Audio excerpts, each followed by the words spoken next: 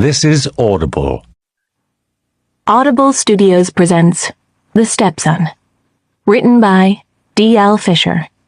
Narrated by Jessica Preddy. Now, Armonk Police Precinct. How could he? Mrs. Winter? I don't understand.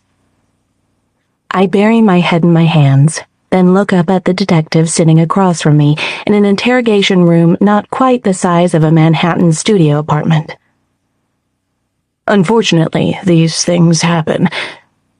These things happen? I'm sorry, detective, but I beg to disagree. These things don't just... I air quote my fingers around the word. Happen. But he has a point, I suppose. These things do happen. They just don't happen here. At least, they didn't until Bennett's son, TJ, moved to town. I can't believe what he did. I shake my head, letting our current predicament sink in. It's sick. The detective silently watches as I mentally try to untangle the web of the past week. It's wrapped snugly around my neck like a noose. I draw a deep breath as every emotion known to humankind fights for space in my head. This doesn't feel real, I offer, looking for some sort of validation from the man sitting across from me. Tell me it'll be okay. You couldn't have known. It's not your fault. Something. Anything. When the silence becomes too much to bear, the gravity of what's happened sinks in, followed by the tears. I can't believe he's gone. The detective narrows his eyes on me. You can't believe he's gone? He repeats my question, folding his hands on the metal table between us. Yes, that's what I said. I wipe my face with the back of my hand. It's the truth. It's hard to believe that in a matter of days, life as we knew it has forever changed. You should believe it, Mrs. Winter. I mean, you are the one who killed him.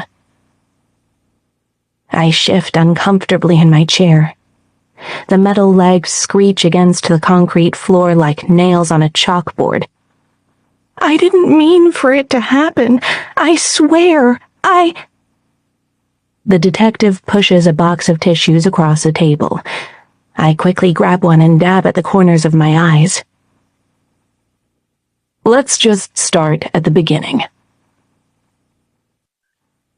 Chapter 1. 1 week earlier. When Bennett and I married on a yacht in the south of France, I thought I'd won the freaking lottery. The water was crystalline and the weather absolute perfection. Surrounded by friends and family, I stared into Bennett's Caribbean blue eyes and wondered how I had gotten fortune to smile down on me. It's not every day that you marry the literal man of your dreams. Carrie! My husband's voice echoes down the stairs from our bedroom, where I left him only minutes ago getting ready for work. I'm aware I can be a bit of a distraction at times, so I thought it best to let him do his thing. Because, Lord knows, if I stayed in there even a second longer, we'd be doing our thing. I hasten up our winding double staircase, the marble slick beneath my socked feet. I'm winded by the time I reach the top. It's not the exertion, though, that has my breath catching in my chest. It's finding Bennett completely disheveled, displeasure written across his handsome face. What's wrong? I gasp as I take in our bedroom, which now more closely resembles a war zone. The floor and bed are streaked with red, snippets of deep color splashed across a canvas of stark white. It's as if I've stumbled onto a crime scene. My red power tie, Carrie. Did you pick up my red power tie from the cleaner?